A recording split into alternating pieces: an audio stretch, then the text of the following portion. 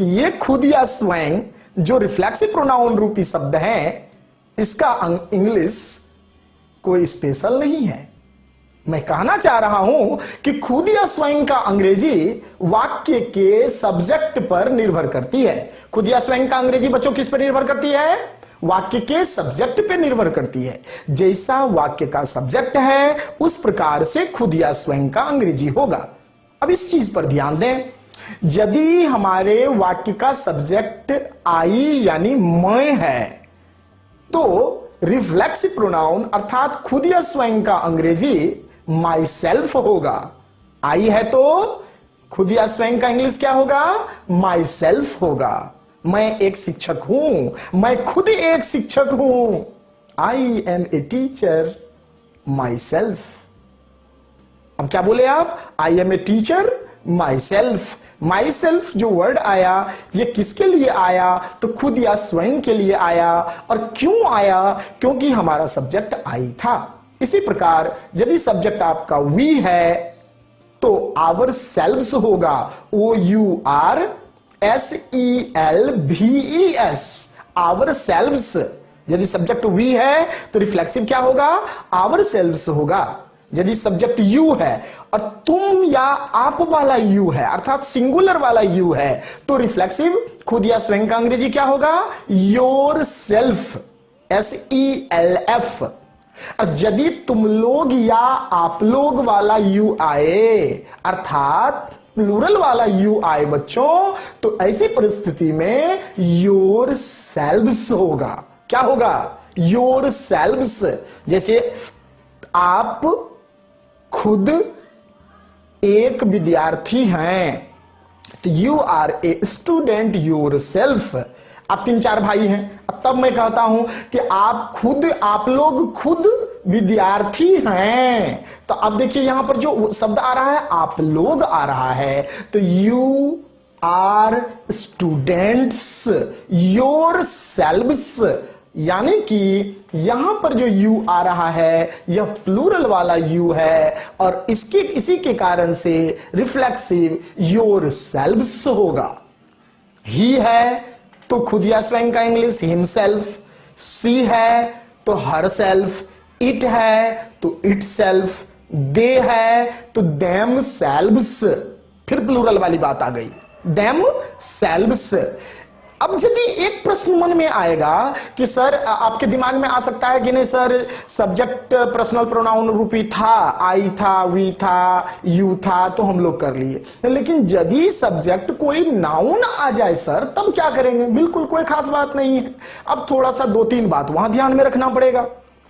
यदि subject noun है तो आप देखिए कि वह सब्जेक्ट मेल वाला है कि फीमेल वाला है। पहला बात तो यह देखना है आपको। मेल वाला है तो अब देखना है कि सिंगुलर में है कि प्लूरल में है। अब मेल वाला भी है, सिंगुलर भी है तो हिमसेल्फ होगा। फीमेल वाला है, सिंगुलर है तो हर सेल्फ होगा। और यदि प्लूरल है चाहे वह मेल वाला रहे चाहे वह फीमेल वाला रहे कोई फर्क नहीं पड़ता है बच्चों, देम सेल्व्स होगा। बात समझ रहे हैं? अच्छा, यदि निर्जीव वाला है, नॉन लिविंग वाला है, सिंगुलर है तो इट सेल्फ हो जाएगा। इसमें कोई दिक्कत? अर्थात रिफ्लेक्सिव प्रोनाउंस सब्जेक्ट के अनुसार प्रयोग होगा।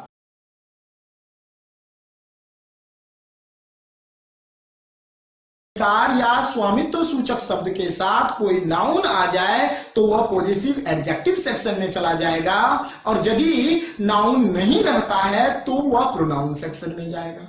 ये बात क्यों चर्चा करना पड़ा एडजेक्टिव सेक्शन का और प्रोनाउन सेक्शन का? क्योंकि दोनों ही स्थिति में अंग्रेजी अलग है। यानी वही मेरा, मेरी, मेरे प्रोनाउन सेक्शन में है और वही मेरा, मेरी, मेरे एडजेक्टिव सेक्शन में भी है, लेकिन दोनों ही स्थिति में इंग्लिश अलग है, इसीलिए चर्चा करना पड़ा। मेरा, मेरी, मेरे का चर्चा यदि आप प्रोनाउंस के तरह कर रहे हैं, मतलब बिना नाउन जोड़कर कर रहे हैं, तो इसका मतलब मेरा, मेरी, मेरे का इंग्लिश हो जाएगा माइन, MINE।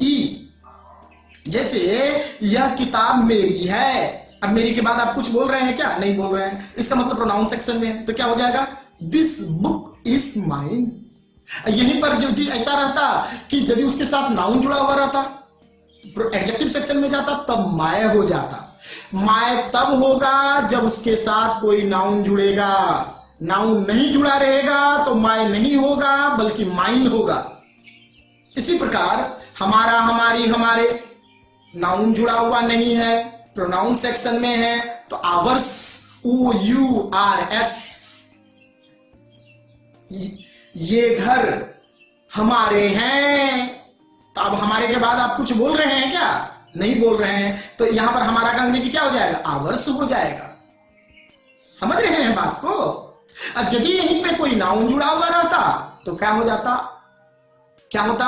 आवर हो जाता। नाउन नहीं था तो आवर्स, नाउन आया आवर।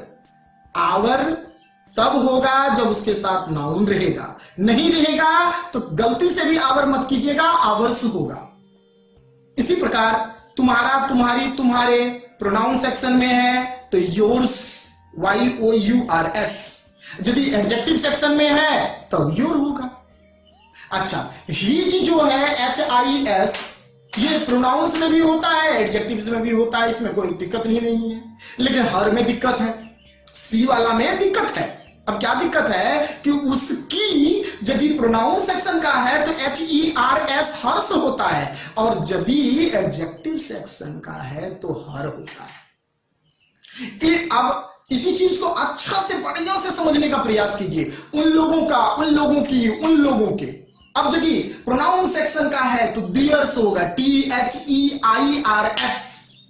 THERE वाला नहीं, THEIRS। कब? जब उन लोगों का, उन लोगों की, उन लोगों के प्रोनाउन सेक्शन में आ रहा है। जैसे ये किताबें उन लोगों की है तो क्या हो जाएगा? These books are theirs. Theirs क्यों हुआ? क्योंकि यहां पे कोई नाउन जुड़ा हुआ नहीं है। यदि यहीं पर रहता कि ये सब उन लोगों की किताब है, किताबें हैं, तब क्या होता? These are their books.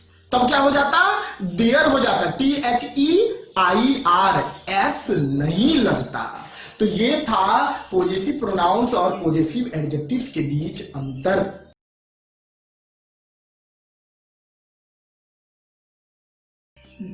ऐसा प्रोनाउंस का चेहरा जो इशारा सूचक शब्द हो।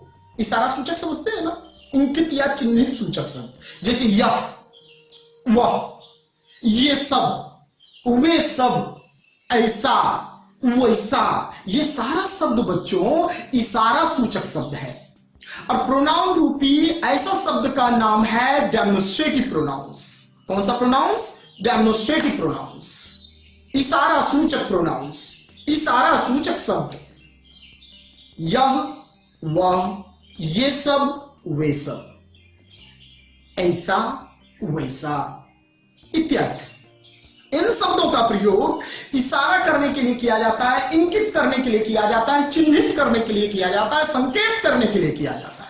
तो जिन शब्द का प्रयोग संकेत करने के लिए किया जाए, इशारा करने के लिए किया जाए, इस तरह के शब्द को डेमोन्स्ट्रेटिव प्रोनाउंस के नाम से जाना जाता है बच्चों। सबसे बड़ी बात आप और यह समझ लें कि पॉजेसिव की तरह इसमें भी एक बड़ी यह बात है कि डेमोन्स्ट्रेटिव का इस प्रयोग प्रोनाउंस में भी होता है और एडजेक्टिव्स में भी होता है। मतलब यह, वह, ये सब, वे सब इत्यादि प्रोनाउंस के तरह भी प्रयोग होगा और एडजेक्टिव्स की तरह भी प्रयोग होगा।